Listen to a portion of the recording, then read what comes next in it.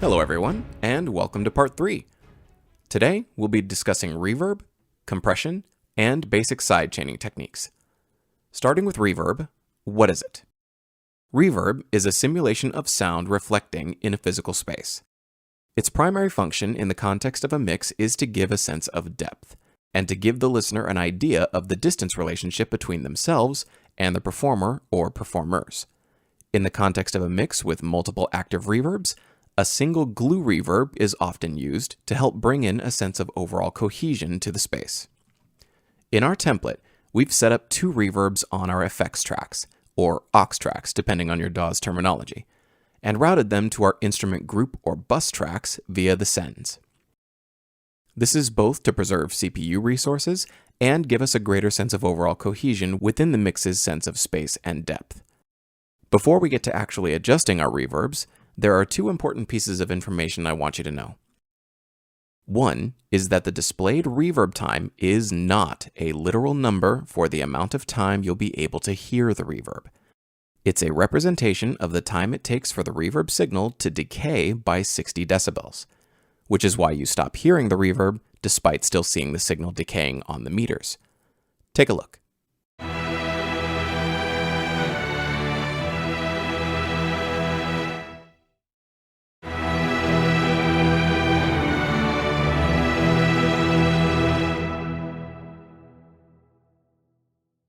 As you saw, we stopped hearing the reverb before the meters fully went to 0. Most of us will stop hearing it when it reaches around minus 35 to minus 40 dB, but everyone's ears are different, so you may hear them slightly longer than I did.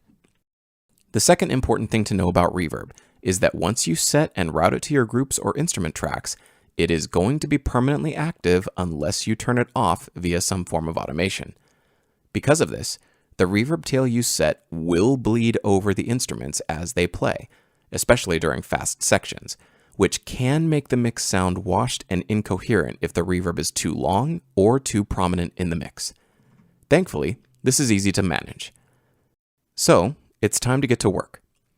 I'm going to open Cinematic Rooms Professional, which is currently my favorite reverb. Feel free to open whatever reverb plugin you have which is your favorite, as all controls I'm going to be adjusting should be universal to basically every commercially available reverb plugin on the market. To begin, I'm going to set the reverb time on my long reverb to about 2.7 seconds, which, in theory, will give me a little over 2 full seconds of audible reverb tail, before the decay gets too quiet for me to hear. Since I'm aiming for a realistic performance space in my mix, 2 seconds, give or take, will be more than enough to be convincing. Next, I'm going to set the pre-delay. Pre-delay is the gap between the start of the raw signal and the start of the reverb. The smaller that gap, the faster the reverb will bloom. The larger the gap, the later it will bloom, until eventually it sounds like standard delay when you really start to crank it. Take a listen.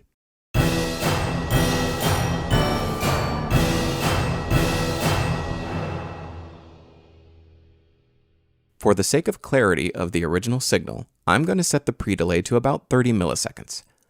This will give the raw signal just enough time to hit our ears clearly first before the reverb blooms immediately afterwards. For most of our ears, this delay will be all but imperceptible, especially in the context of a full mix when the entire orchestra is playing. Now, let's take a listen to how they sound in full context with the orchestra, starting with the long articulations and then moving on to the shorts.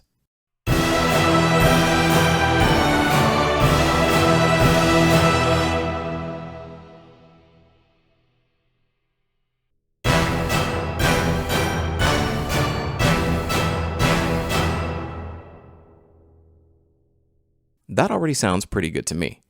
And as far as reverb settings are concerned, that's about all we need to do for now. Depending on your plugin, there may be a lot more or fewer controls for you to mess with, so feel free to experiment. Next, let's look at compression.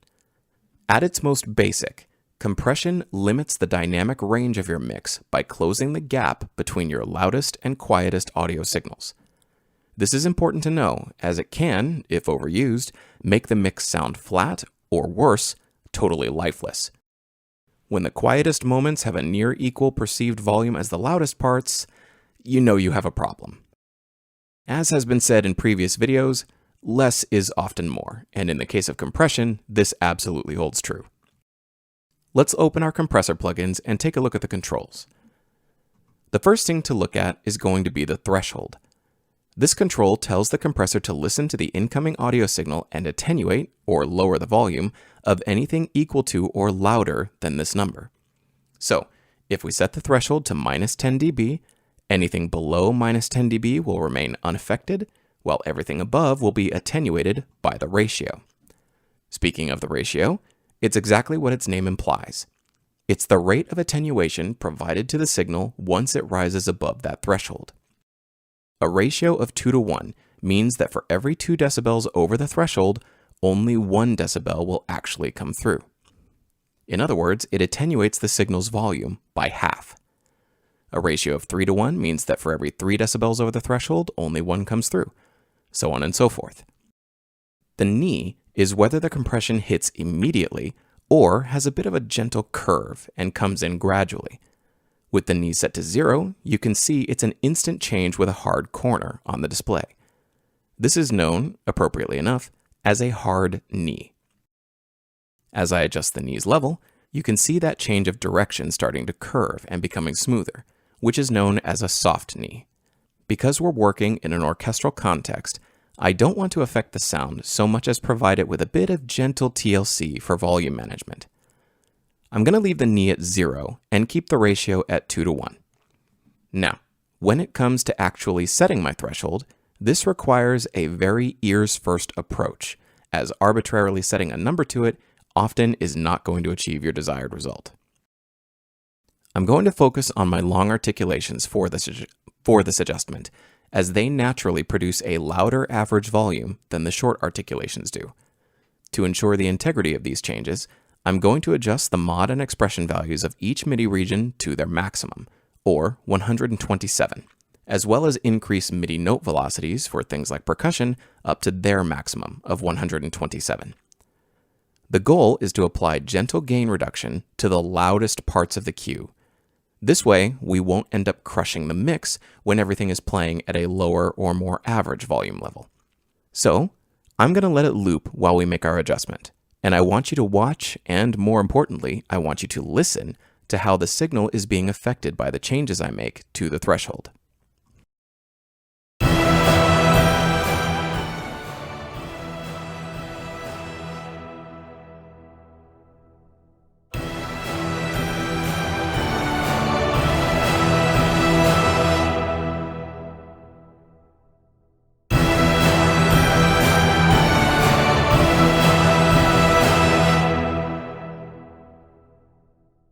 As you saw, and hopefully as you heard, when I cranked the threshold all the way down, the dynamic range basically disappeared and completely destroyed the integrity of the mix.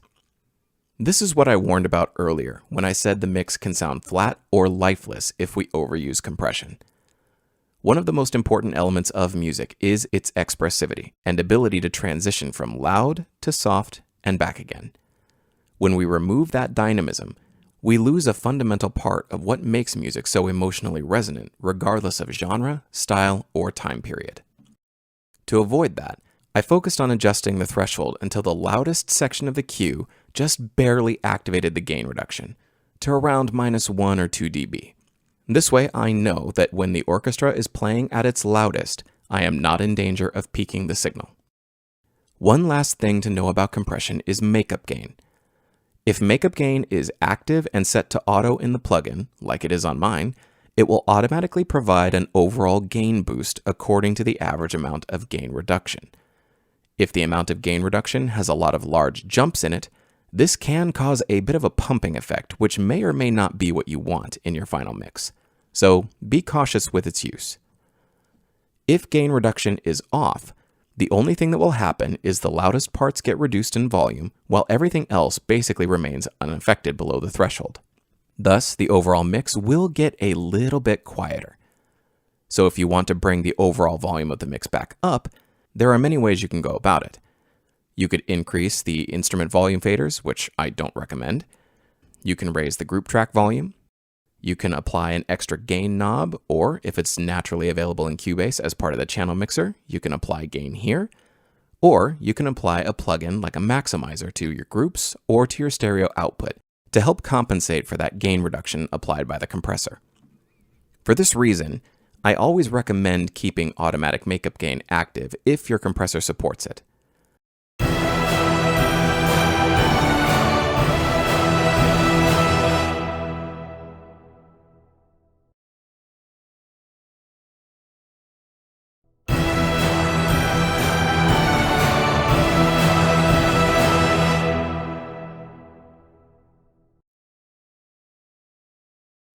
Finally, let's take a look at sidechaining, which is a wonderful tool that allows you to affect various elements of your mix in either static or dynamic ways based on your needs. Let's take a look at sidechaining EQ first, as this is one of the more common sidechain uses you'll encounter in professional mixes. First, I'll set up a FabFilter Pro Q3 plugin on the strings beneath their original EQ. The reason this is beneath the original EQ is because they will happen and be applied in sequential order, and the one on top is what I want applied permanently to the group, while the second one is dynamic and will only activate under certain conditions. A quick warning, and like I said in part 2, EQs will compound against each other if multiple boosts or cuts overlap in the frequency spectrum. So, we'll keep the original EQ curve open so we can see where any overlap might take place. We won't necessarily be totally avoiding it, but we will be attempting to minimize any potential damage to the integrity of the original EQ curve. So let's go to our new EQ. I'm going to be sidechaining it to our percussion drum group. And the reason for this is because the low-end percussion, such as timpani and bass drums, often overlap with the cello and the contrabass in the strings. And because they overlap in the main body area of the drums, they can lose impact and presence in the mix beneath the power of the strings, which is something we want to avoid. First, let's find the main body of the drums so we can focus on that frequency range in our strings dynamic EQ.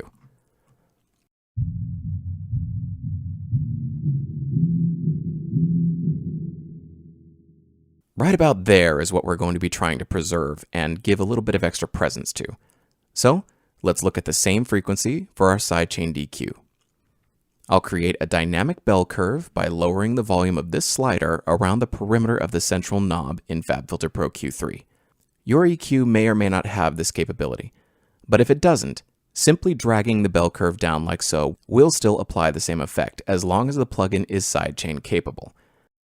For FabFilter Pro Q3, I can click this button here and activate the sidechain feature.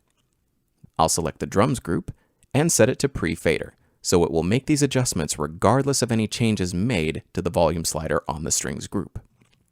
Whenever the drums play, the bell curve will react and push the strings frequencies down by the amount set, thereby giving the drums a bit more room to punch through the mix. Let's take a listen to a before and after.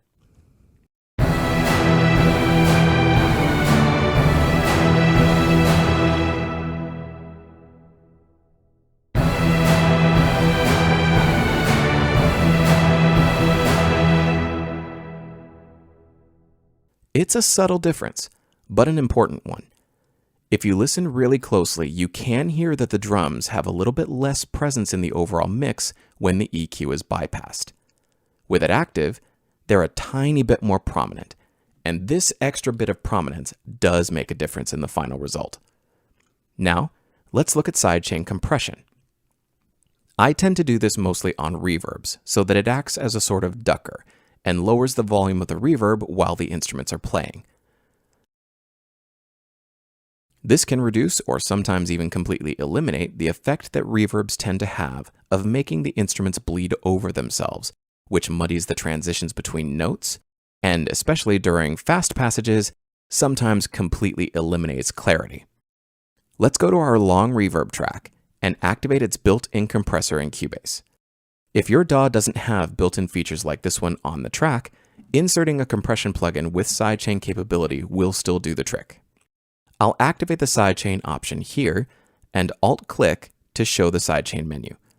I'll select the group tracks where the longs are being sent to, which include our woodwinds long, brass long, piano, harp, choir, and string longs, and make sure to set them all to pre-fader. Now, whenever those groups are passing signal, the reverb will be compressed or ducked according to our threshold. So, let's let the track play on a loop a few times. Let's let the track play on loop a few times and adjust the threshold until we see about -3 dB of gain on the reverb.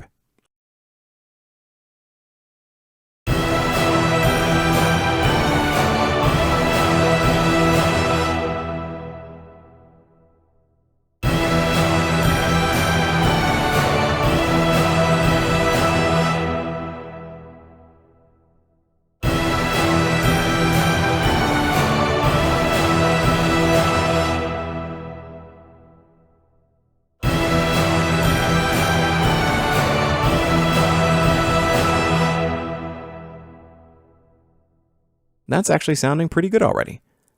The point of this move, as mentioned before, is to provide clarity. Since we're only adjusting enough to gently nudge the reverb down, the effect is rather subtle. But if you listen closely to the results, you can hear that the notes aren't bleeding over each other as much as they were before. So the clarity of the mix has been enhanced without losing any of the actual reverb tail, which continues to go back to its normal volume once the instruments stop playing. I'll go ahead and crank the reverb time and the compression so you can really hear what it's doing in an exaggerated context.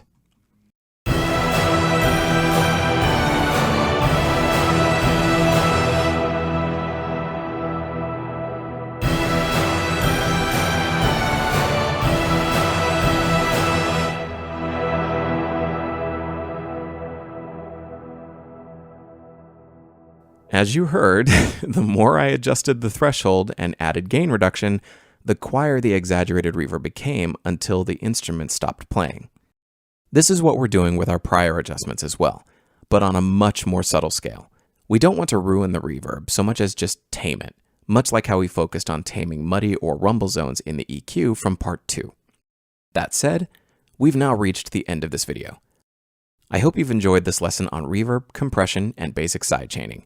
And I encourage you to experiment with these tools and techniques yourself and find the best settings which work for you and your musical style and taste. I will see you in part 4, where we'll take a look at both automation and building a basic mastering chain for final polish and pop. See you there.